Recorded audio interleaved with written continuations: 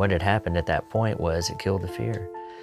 It made me feel like that I could dance better. I was better looking. The things that in my life that I was worried about being accepted, it kind of made those go away. As a child, Jason Fowler vowed he would never become an alcoholic like his father.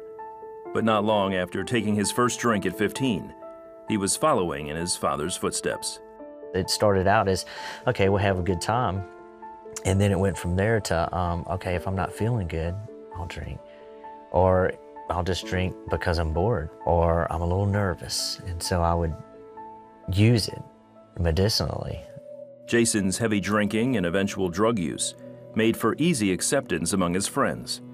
He also discovered his love for music, and at 16, started playing the guitar. My uncle taught me how to play a couple of different chords and a couple of different scales, and it was a new way for me to find attention.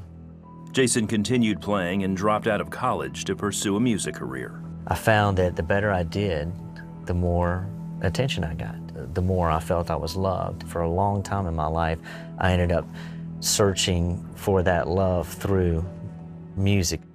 Jason traveled with several bands, living the life of a musician. But he still drank excessively, causing problems on and off the stage. I actually got kicked out of one of my bands for drinking, and I never thought that that would be possible. How do you get kicked out of a rock and roll band for drinking? Afterwards, he started his own band and began attracting the attention of fans and record producers. We ended up winning a $250,000 record deal.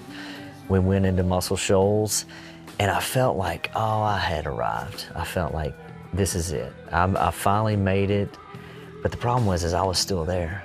The problem was I still had a huge alcohol and drug problem. The band recorded the album, but the label was sold before the album was released.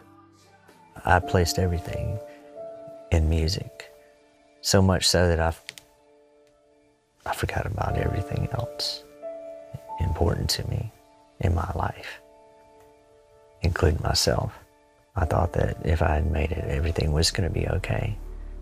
And once we got the record deal and lost it, I was so distraught and hopeless. I didn't know where to go and what to do. Jason pushed on and landed a solo record deal. But by now, he was too drunk and strung out to perform and lost the deal. Just 3 years after making it big, he was living on the streets. I was getting the money for drugs and alcohol by playing music wherever I could, mainly for the drug dealers.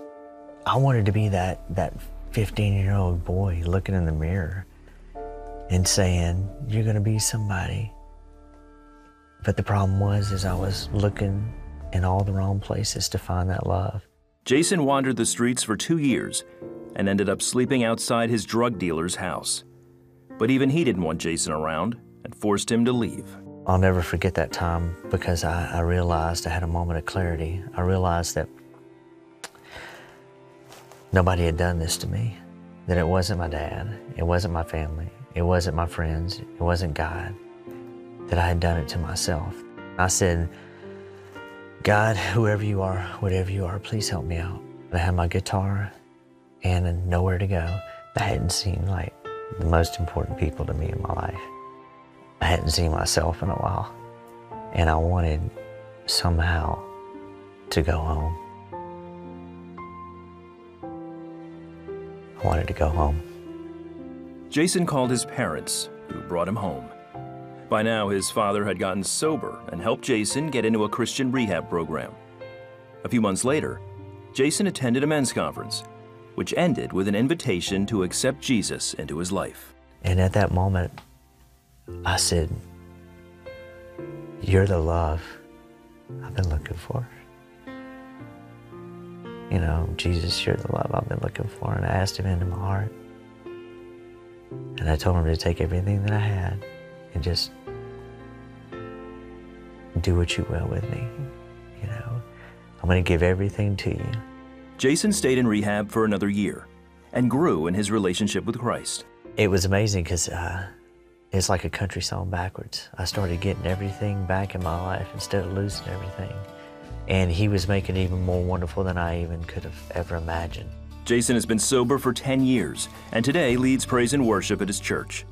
He and his wife run a homeless ministry, and he is recording music again with a very different focus. Jesus made a place in us where he fits perfectly. He's the one that fits there. He's the one I've been looking for. And he's the one that when I finally asked for help, he's the one that helped me. He's the one that made my life new again, made me a new creation. I was walking down the road, broke down, stuck with a heavy load. It is just amazing, the life that I have today, by just finally giving it up to him. My heart.